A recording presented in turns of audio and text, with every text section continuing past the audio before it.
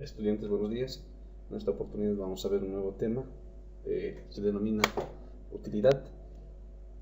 Como ya se había conversado en la clase anterior, vamos a comenzar con el tema, en este caso el tema 4 para nuestras unidades. La clase 4, perdón, el tema 3, utilidad. Vamos a tratar de verlo un poquito de forma más sencilla, ¿sí? No vamos a tratar un poquito de volverlo complejo, ¿sí? No vamos a irnos mucho a la axiomática y tengo como base el texto de Microeconomía Intermedia de Alvarian, pero es muy axiomático, entonces tal vez a ustedes no les va a servir mucho, tal vez sí, pero para un estudio un poco más profundo de la materia, ¿no? Sin embargo, lo que sí a ustedes les interesa es conocer los conceptos básicos y previos a este, ¿no? Entonces lo que en esta clase vamos a darles. Bueno, ahí está el título, utilidad. La utilidad como tal tiene una secuencia bastante antigua. Por ejemplo, la utilidad se la empezaba a tomar desde diferentes puntos de vista, ¿no? Sin embargo, ustedes saben que la utilidad en términos económicos resulta complicado ponernos en su lugar, ¿no? Nos parece un concepto absolutamente obvio, ¿no? Vamos a la idea de relacionar qué es más pesado que. Imaginemos que tenemos una balanza con dos platillos. Podemos poner a una persona en cada una de ellas y ver cuál pesa más. Pero no tenemos ningún juego de pesas estandarizado. Entonces no sabemos si la persona A pesa más que la persona B. Pero sin embargo decimos, vamos a asumir una escala y asumiendo una escala vamos a ver quién pesa más. Tal vez en una balanza, ¿no? Ahí nos vamos a poder dar cuenta que tal vez la persona A pesa más que la B. En kilogramos tal vez, ¿no? Esta analogía que les comento en un principio puede utilizarse para explorar el concepto de transformación monótona positiva. Sí, entonces vamos a revisar un concepto que es un poco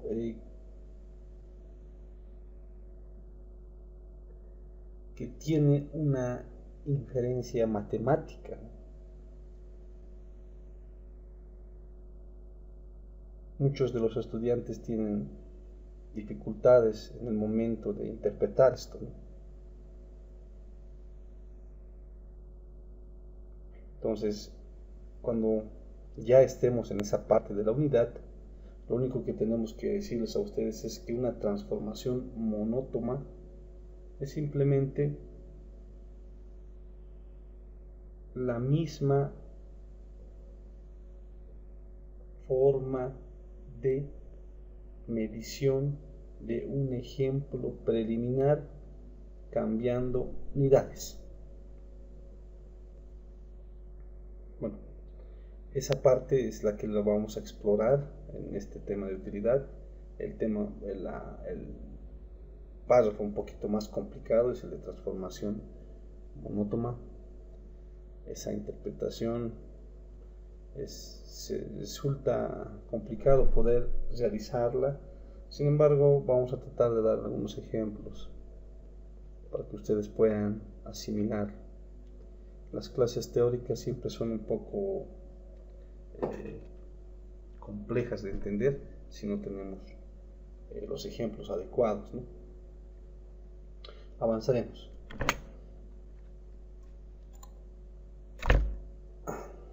Una función de utilidad, diciendo ahí nuestra diapositiva, es un instrumento para asignar un número a todas las cestas de consumo posibles, de tal forma que las que se prefieren tengan un número más alto que las que no se prefieren.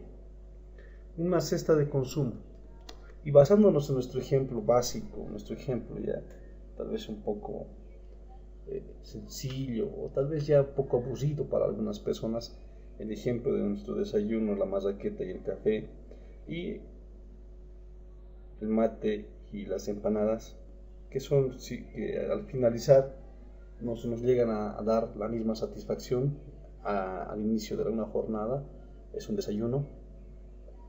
Entonces nosotros podemos asignar un número a esta cesta. Yo puedo decir el café, como yo soy un fanático del café, puedo decir que el café y la marraqueta a mí me da en unidades útiles, a mí me da, yo le doy un 8. En cambio, las empanadas y el mate, a nivel satisfacción, a nivel utilidad, en mi pensar y en mi sentido, yo le daría un 6 en unidades útiles. Entonces, esto de asignar un número a todas las cestas de consumo es un poco ambiguo, ¿no? No viene relacionado con una fórmula, no viene relacionado con una axiomática en sí. Tiene resultados un poco sorprendentes, ¿no? Mucho depende de la persona a la que va dirigida este tipo de cuestionantes. Aquí decimos que una cesta, ya dijimos que es una cesta, estamos volviendo a repetir, una cesta está compuesta en este caso por dos bienes, x sub 1 para nuestro caso es el café, bien café, y x sub 2 es la cesta de las marraquetas, ¿no? Y el café y la marraqueta conforman una cesta.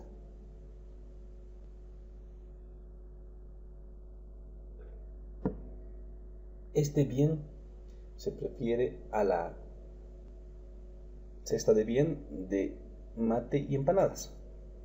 Sí, solo sí, la utilidad de la primera es mayor que de la segunda, en símbolos.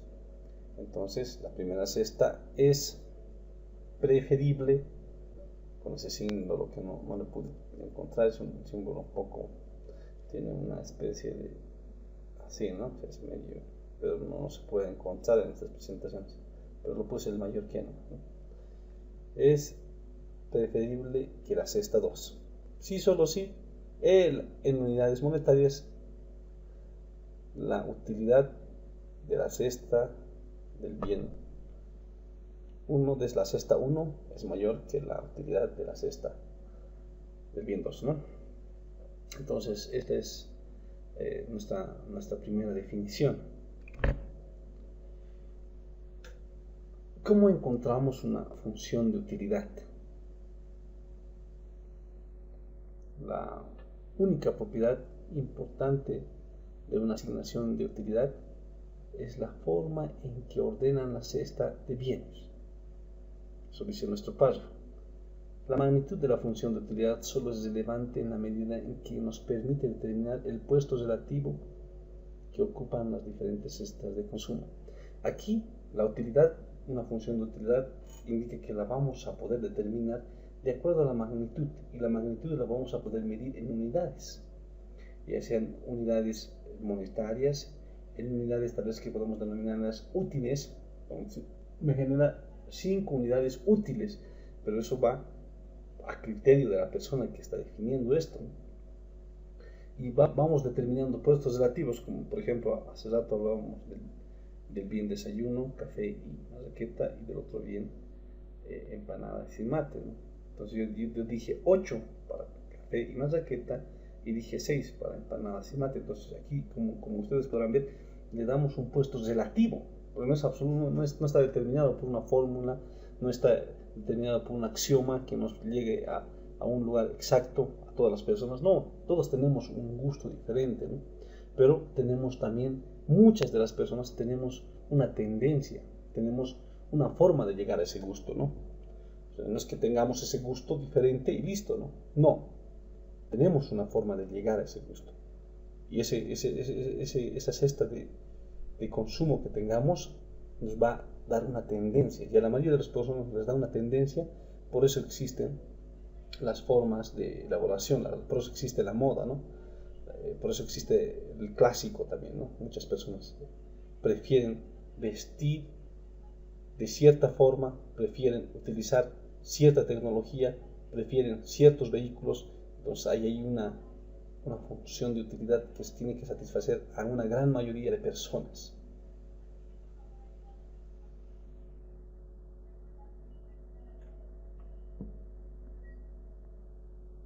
Y ahí también tenemos, como indica ya casi en la última parte del párrafo, la magnitud de la diferencia de la utilidad entre dos cestas de consumo cualesquiera no importa, dice, ¿no? La magnitud de la diferencia de utilidad entre dos no importa. Este tipo de utilidad se denomina utilidad ordinal, debido a que pone el énfasis en la ordenación de las cestas. A veces cuando no interesa, esto dice, ¿no? La magnitud que nosotros podamos poner de la utilidad, la magnitud de decir este es 8 y el otro 6, yo le doy 8 útiles y a este le doy 6 útiles. Cuando no interesa y quién es primero, segundo, etc., entonces se puede denominar solamente utilidad ordinal. Asignar utilidades. Dado que solo importa la ordenación de las cestas de bienes, no puede haber una sola manera de asignar utilidades.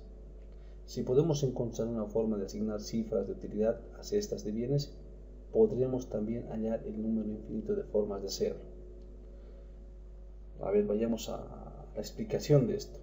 Si tenemos, por ejemplo, una utilidad de una cesta de bienes, como se describe acá, del bien café y del bien mazaqueta, representa una forma de asignar cifras de utilidades a estas cantidades, ¿no?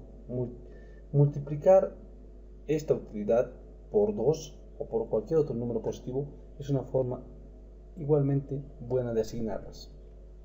Entonces, cuando nosotros multiplicamos a cada utilidad, en este caso, como hace rato estábamos pidiendo un poquito introducir al concepto de transformación monótona positiva. Es lo que estamos tratando de hacer ahora. Y ese es el concepto un poco más complicado en esta parte de utilidades, que algunos textos, tal vez básicos, no lo llevan, ¿no? Ni siquiera se nos quedan en poder dar la idea de esto, ¿no? Pero nosotros tenemos que un poquito revisar este concepto. La transformación monótona positiva. Simplemente, como les dije al inicio de la clase, es asignarle, es multiplicar a las cantidades de los bienes una cantidad igual. Por decirles, tengo un café de 3 bolivianos y 2 mazaquetas de 0,50, y eso para mí era una utilidad de 8 útiles, ¿no? En mi ejemplo simplemente. Pero hoy resulta que tengo un mayor ingreso, mi renta subió. Entonces, como sé que el alimento más importante es el desayuno, voy a pedirme 2 tazas de café y tal vez 3 unidades de mazaqueta. Entonces, en ese sentido, tendría que ser también 2, ¿no? Ambos bienes, ¿no? Si nosotros tenemos 2 en café, tendríamos que asignar 2 en mazaqueta, ¿sí? Entonces estamos multiplicando lo mismo, estamos multiplicando la misma cantidad para ambos bienes. Eso quiere decir que no va a sufrir ninguna modificación. Asignarle una taza y una mazaqueta, y ahora asignarle 2 tazas y 2 marraquetas en proporciones, al parecer, matemáticamente sería lo mismo, porque estamos multiplicando un mismo coeficiente, que sería el 2. ¿Sí? A este tipo de asignaciones, si se da, hipotéticamente hablando, y sabemos que hipotéticamente puede suceder como no puede suceder, entonces si hablamos hipotéticamente, hacemos este supuesto, eso es lo que utilizamos en economía, hipótesis y supuestos. Y un supuesto es este, ¿no? Tal vez nunca va a pasar que una persona llegue a consumir 2 cafés solamente con 2 marraquetas. Si consumía al principio una marraqueta y un café, y si se incrementaron o se incrementó la renta promedio, ahora quiere consumir 2 cafés y 2 marraquetas, tal vez nunca se va a dar este tipo de hipótesis, este tipo de supuesto. Pero es simplemente para nosotros un ejemplo, ¿sí? En este caso, nosotros estaríamos experimentando una transformación monótona positiva. Pues estaríamos asignando a cada uno de estos bienes la unidad de 2.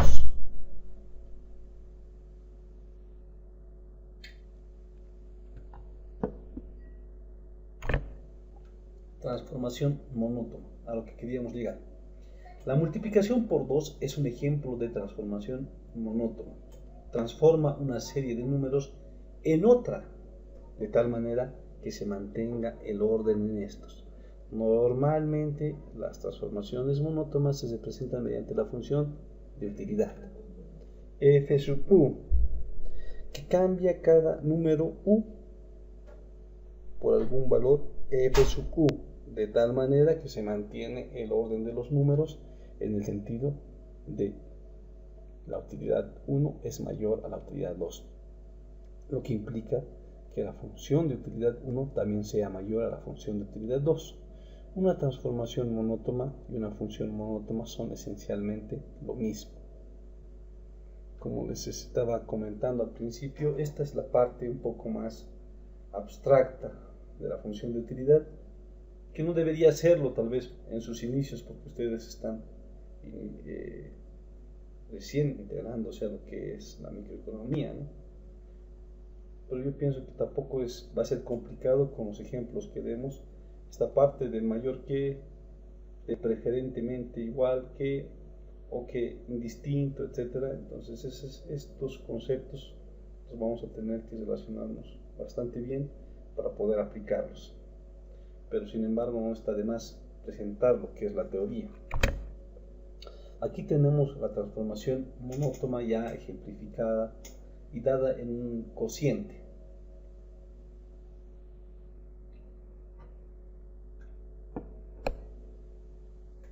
La tasa de variación de una función de utilidad provocada por una variación de u puede medirse observando la variación que experimenta la función entre dos valores de la utilidad dividida por la variación de u.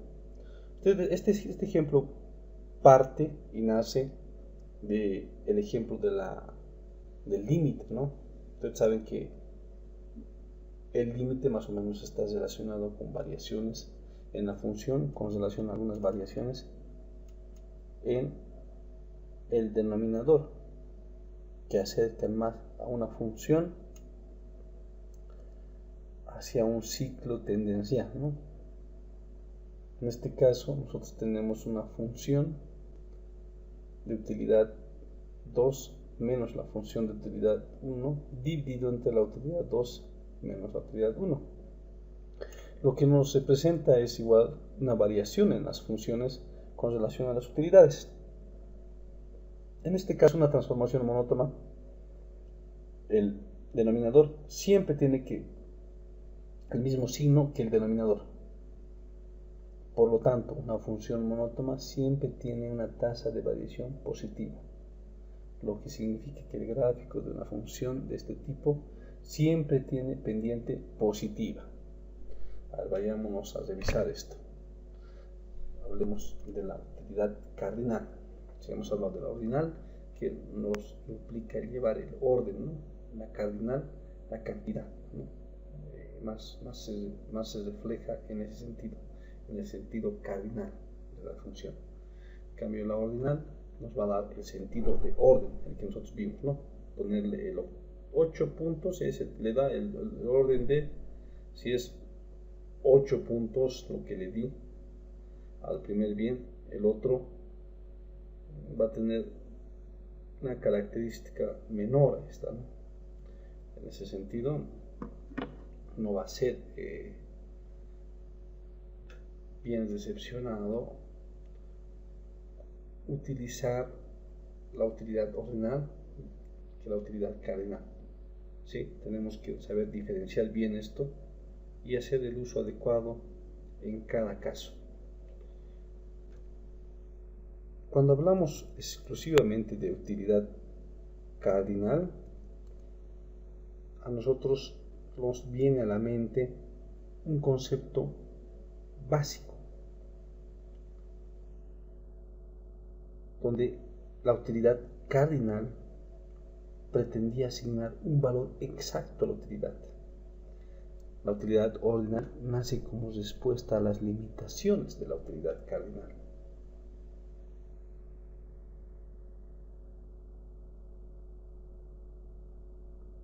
Para ser más claros, la utilidad ordinal nace como respuesta a las limitaciones de la utilidad cardinal, en donde se pretende asignar un valor exacto a la utilidad que reportaba cada una de las cestas de consumo.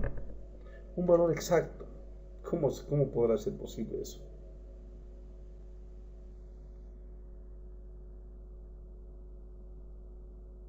Vayamos analizando. Existen algunas teorías de la utilidad que consideran importante su magnitud y que no conocen como teorías de la utilidad cardinal. En una teoría de la utilidad cardinal se supone que la magnitud de la diferencia de utilidad entre dos cestas tiene algún tipo de significado. Sabemos cómo se averigua si una persona dada prefiere una cesta de bienes a otra. Es suficiente darle a elegir entre las dos y ver cuál escoge. Por lo tanto, sabemos que se asigna una utilidad ordinal a las dos cestas de bienes. Basta con asignar una utilidad mayor a la elegida que a la rechazada. Toda asignación que procede de este modo es una función de utilidad. Tenemos pues un criterio práctico para hacer si una cesta tiene para una persona una mayor utilidad que para otra. Entonces, la utilidad cardinal es un concepto económico según el cual la utilidad o satisfacción que obtiene una persona al consumir un cierto bien o servicio es directamente observable y cuantificable. Hablamos de cantidad, orden y cantidad, ¿no? La construcción de una función de utilidad. No todos los conceptos de preferencias pueden ser representados mediante una función de utilidad. Supongamos, por ejemplo, que una persona tiene preferencias intransitivas de tal manera que prefiere A antes que B, B antes que C y C antes que A. En este caso, una función de utilidad de estas preferencias tendría que estar formada por los números utilidad de A, utilidad de B y utilidad de C. De modo que la utilidad de A va a ser mayor a la utilidad de B y esta va a ser mayor a la utilidad de C, pero la utilidad de C va a ser mayor a la utilidad de A. Pero esto es imposible. Una sencilla forma consiste en trazar una diagonal mostrada y etiquetar cada curva de diferencia en función de su distancia desde el origen medida a lo largo de la diagonal. Entonces, una función de utilidad, como estábamos comentando en un principio, va a tener una tendencia positiva. Como la restricción presupuestaria es similar a la demanda, la utilidad en este caso va a representar al corte que va a dar en cada curva de indiferencia partiendo desde el origen. Entonces va a tener una forma de trayectoria similar a la de la oferta con una pendiente positiva, como se muestra en esta figura. ¿Cómo se construye una función de utilidad a partir de las curvas de indiferencia? Ahí están con letras rosadas y con las letras verdes nosotros afirmamos lo siguiente. Primero se traza una diagonal y a continuación se denomina cada curva de indiferencia según la distancia a la que se encuentre del origen, medida a lo largo de la recta. Tenemos el primer cuadrante, el eje de las ordenadas, el eje de las abscisas, las curvas de indiferencia, que pueden ser infinitas, ¿no? Como en algún momento alguien consultó y también respondimos, ¿no? Pueden ser infinitas de acuerdo a los bienes, pero existe una restricción presupuestaria acompañada a la curva de indiferencia que hace, en este caso, que no sean infinitas, ¿no? Que llegue a cierto número, ¿no? Y también la racionalidad del individuo, ¿no? En este caso. Esta, ven aquí puede haber muchas más, dice, no está ahí llegado, pero puede haber muchas más curvas de indiferencia, pero una diagonal que se trace desde el origen y que parta aproximadamente en la tangente con la curva de la recta de la restricción presupuestaria, que más o menos en este caso vendría acá, ¿no? Después vendría acá y acá, ¿no? Esa diagonal es la que se denomina función de utilidad. Esta diagonal está representada con algunos espacios. Mide la distancia desde el origen, curvas de indiferencia, ¿no? Estamos asignando. Primero se traza una diagonal y a continuación se denomina cada curva de indiferencia según la distancia a la que se encuentre del origen medida a lo largo de la recta. Como se está midiendo aquí, ¿no? 1, 2, 3, 4, 5. 2, 3, 4, 5. 1, 2, 3, 4, 5. Y desde aquí, cada 5 estamos haciendo una curva de indiferencia para que exista una familia de curvas de indiferencia, pero ya remarcadas exactamente por un espacio. ¿Cómo se obtienen las curvas de indiferencia a partir de la utilidad? Es el caso opuesto, ¿no? Nosotros obtenemos la utilidad a partir de las curvas de indiferencia. Ahora nos preguntan cómo nosotros obtenemos el caso opuesto. Obtenemos las curvas de indiferencia a través de la utilidad. Vamos a suponer que la función de utilidad es una función que está representada por los bienes x1 y x2, y a la vez que esto es igual a la multiplicación de ambos bienes, ¿sí? Como ustedes pueden verlo allí, ¿no?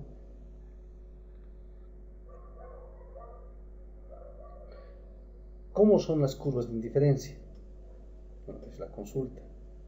Sabemos que una curva de indiferencia tipo es el conjunto de todas las x1 y x2 de tal manera que k, que es una constante, es la multiplicación de ambas curvas, ¿sí?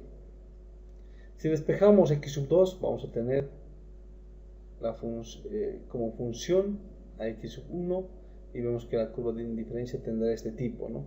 Que en este tipo será una curva de indiferencia.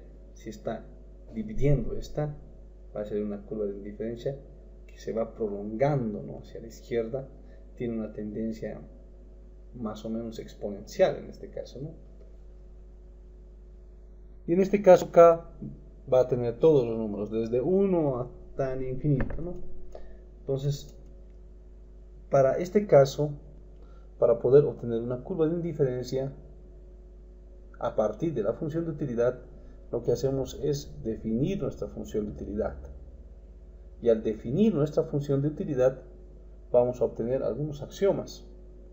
En este caso hemos definido una función de utilidad con el productorio de las utilidades, de las cantidades, de los bienes, ¿no?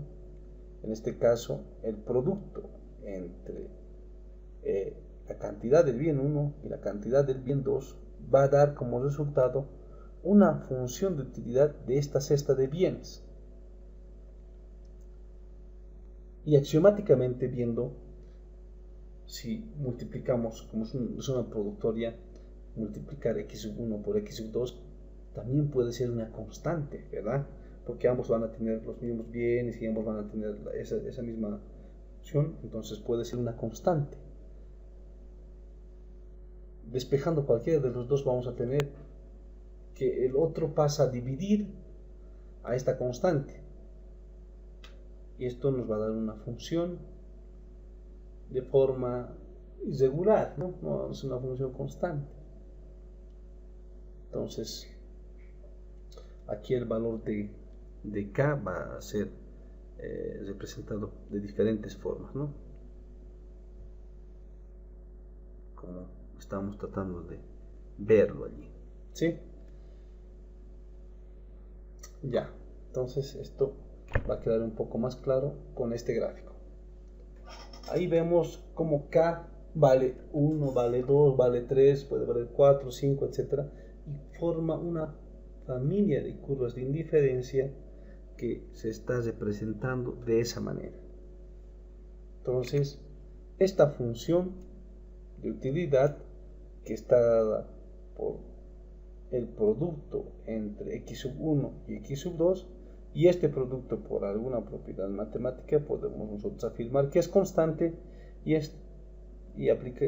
solamente formulando e indicando que es constante podemos hacer algunas sustituciones, algunos reemplazos, algunos despejes, y en este caso hacemos un despeje. Despejamos x2, la constante estaría dividiéndose por x1, ¿no? Ahí tendríamos eso. Y esta familia de curvas de indiferencia, ¿no? Donde aquí k vale 1, etc. Se van dando los valores, se va formalizando una curva de indiferencia de este tipo. Cuando la constante vale igual a 2, va de este tipo, 3 y 4, etc., ¿no? Así se ve. ¿Qué es lo que pasa cuando nosotros hacemos referencia a sustitutivos perfectos? Nosotros dijimos que los sustitutivos perfectos podrían ser, si a mí, de alguna manera, y recapitulando y volviendo al ejemplo de los lápices, yo digo que para mí calificar los exámenes con lápiz rojo me da lo mismo que calificar con azul. Yo no tengo ninguna preferencia por ambos.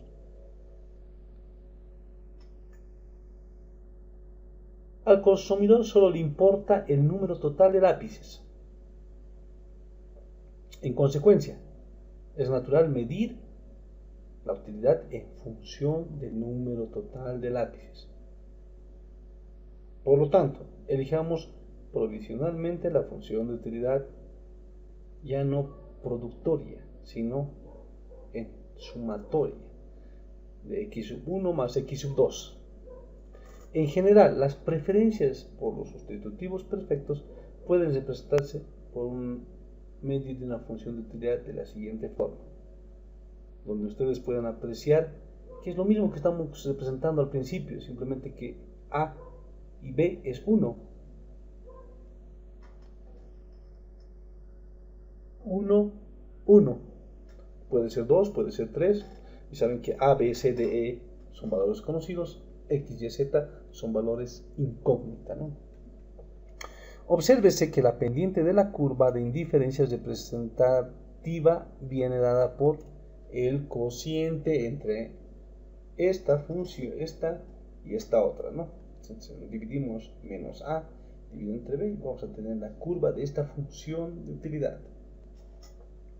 Entonces, como ustedes pueden observar, una representación importante, una representación idónea de un sustitutivo perfecto en una función de utilidad es la sumatoria de ambos bienes.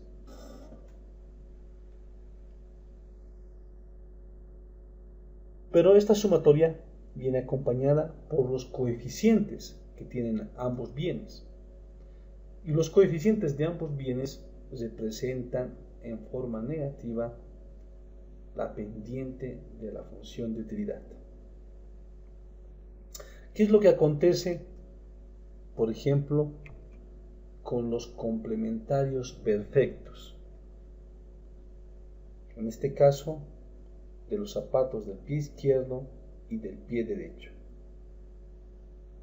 en el que al consumidor solo le interesa el número de pares de zapato, que se tiene, por lo que es natural elegir dicho número como una función de utilidad. En complementarios perfectos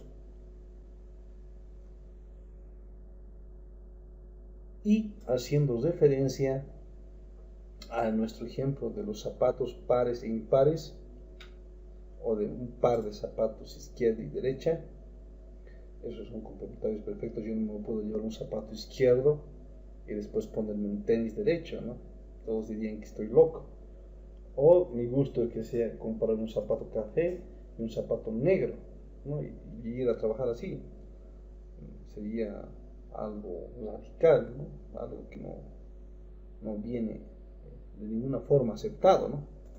Entonces el número de pares de completos de zapato que tengamos es el mínimo de número de zapatos del pie derecho que tengamos, x sub 1, y del número de zapatos del pie izquierdo que tengamos, x sub 2. Por lo tanto, la función de utilidad de los complementarios perfectos tiene la siguiente forma: una función de utilidad de x sub 1, x sub 2 viene dada por la minimización, minimizar esta función, ¿no? Viene en min, la función min. En general, la forma de una función de utilidad que describa las preferencias por los complementarios perfectos es, y ahí está de forma más elocuente, representada una función de utilidad en función de la función min de ambos bienes con el coeficiente a y b. Obviamente que en este tipo de ejemplos vamos a tener que hacer para esta lección, para nuestro laboratorio, vamos a tener que hacer un ejemplo de complementarios perfectos, sustitutivos perfectos. Vamos a ver la curva más importante de la productoria, que es la curva Cobb-Douglas.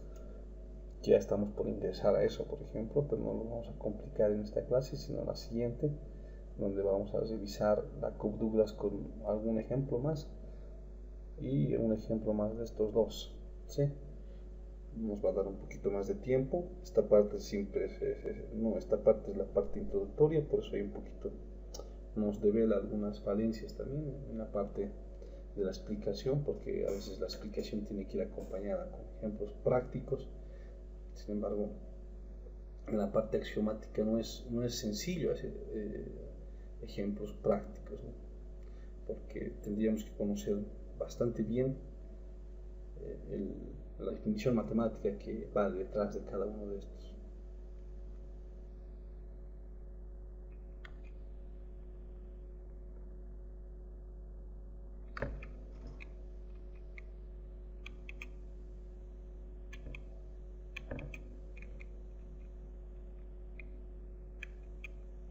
Bueno, hasta aquí, entonces se repitió la última parte. Hasta aquí nosotros tendríamos ya nuestro avance de esta clase. Y bueno, a partir de ahora podemos revisar algunas consultas que se puedan tener acerca de todo lo que se acaba de indicar. Lo que nosotros vamos a resumir rápidamente es, primero, que nosotros hemos conversado y hemos hablado acerca de la función de utilidad. ¿Qué es la utilidad? La utilidad viene dada por muchas definiciones anteriores a las que conocemos. Hace tiempo atrás la utilidad se la medía existían dos formas de ver la utilidad. La antigua era mide lo satisfecho que está el consumidor, o sea, veía la satisfacción. No era operativa y existían muchos otros problemas.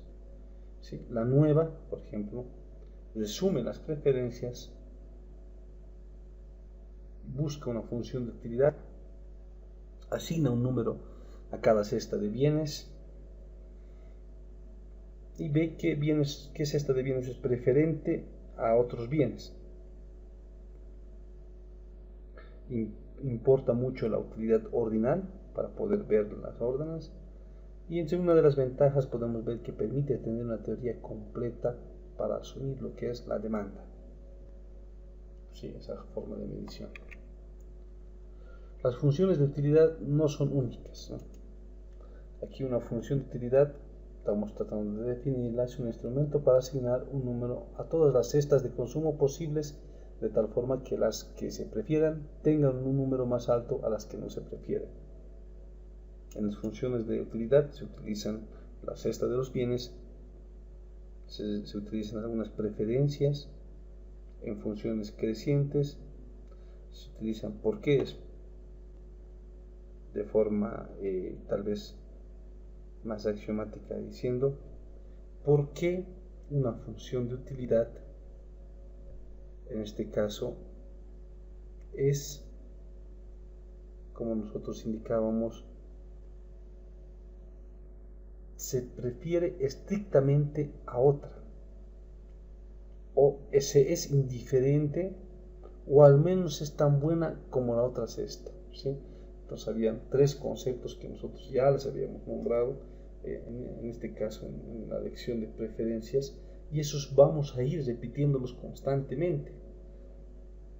Cuando una función, una cesta de bienes, se prefiere estrictamente a otra cesta de bienes, y eso de estrictamente viene dado con una simbología similar al mayor que, pero les dije que no es el símbolo, es otra forma de interpretación. Y cuando decimos que al consumidor le es indiferente consumir una cesta de bienes que otra cesta de bienes, entonces ahí analizamos con un signo más o menos de la negación la indiferencia que se tiene. Y también tuvimos el ejemplo de cuando se tiene que al menos es tan buena esta cesta como la otra, ¿no? Y era la simbología era similar a mayor o igual, ¿no? Se prefiere a la cesta, o al consumidor le resulta indiferente entre ella o la otra cesta, ¿no? Entonces tuvimos ese tipo de análisis. Entonces ahora nosotros vamos a remarcarnos en lo que se está avanzando. En este caso hicimos esto, pues hablamos de una función de utilidad, cómo podemos construir una función de utilidad mecánicamente. Se puede lograr utilizando las curvas de indiferencia, ¿no? En el mapa de curvas de indiferencia, pero se puede construir utilizando el significado también de preferencias, ¿no? Esos dos lo vimos, ¿no? Entonces ahí nos hicimos la pregunta, ¿cómo conseguimos una función de utilidad o una curva de indiferencia a partir de la función de la utilidad y viceversa, ¿no? Entonces eso vimos también en algunas diapositivas, cómo se van asignando las utilidades, donde se va analizando la ordenación, se ve la utilidad ordinal y la utilidad cardinal, ¿no? La utilidad ordinal que quiere ver el orden, ¿no? Este es más preferido que este va primero y este va segundo. Y este es más preferido que este otro, entonces este va primero, segundo y tercero, ¿sí, no? Entonces ese orden también se va viendo, ¿no? La ordinal. Y en cardinal ya se va cuantificando, ¿no? Todo eso. ¿Cómo se obtiene la función a partir de las curvas de indiferencia? La función de utilidad a partir de las curvas de indiferencia. Lo vimos en el ejemplo de los sustitutivos perfectos. Lo único importante es que por ejemplo, en el ejemplo de los sustitutivos perfectos que tenemos acá, esto de la monótona ya lo explicamos, la cardinal, y bueno, estamos aquí en sustitutivos perfectos, ya casi nuevamente dando ese paso y culminando. Aquí nosotros analizamos y dijimos que lo único importante es el número total de lápices, por lo que sirve la función de utilidad tener ambos, ¿no? Tener 50 lápices azules y 50 lápices rojos. Y como para mí es indiferente utilizar cualquiera de los dos, lo más importante es el número total de lápices. En esta parte, ya después ya un poco culminando esta parte de utilidad, lo que analizamos también es que también podemos utilizar cualquier transformación monótona, positiva, puede ser inclusive logarítmica, en logaritmo base o logaritmo neperiano, no hay ningún problema. Entonces es posible esto, ¿no? Al finalizar todo esto ya hemos revisado lo que son los complementarios perfectos. Lo importante es el mínimo de zapatos que tengamos en el pie izquierdo y en el pie derecho, por lo que la función de utilidad viene dada por el mínimo, ¿no? El mínimo que nosotros necesitamos. Si tenemos 3 zapatos izquierdos de algunos modelos, tendríamos que tener los mismos en el lado derecho con las mismas características. No hemos visto lo que son las preferencias cuasi lineales, las preferencias Cobb-Douglas, que espero podamos ver en la siguiente clase, el que nos corresponde el día sábado. Eso porque en las cuasi lineales y sobre todo en la Cobb-Douglas vamos a hacer un par de ejemplos aplicando también algo de conocimiento matemático, porque la función Cobb-Douglas, por ejemplo, es una función muy utilizada tanto en microeconomía como en macroeconomía. Y no solo eso, también la función Cobb-Douglas es utilizada para poder realizar diferentes estudios a nivel internacional, ¿no? La función de utilidad Cobb-Douglas fue utilizada fue herramienta para poder demostrar, ¿no?, muchas tesis, y esas tesis se convirtieron inclusive en premios Nobel, ¿no? Así que la función Cobb-Douglas es importante que podamos verla toda una clase completa con diferentes tipos de ejercicios resueltos. Entonces hay que tener bastante atención a esto, ¿no?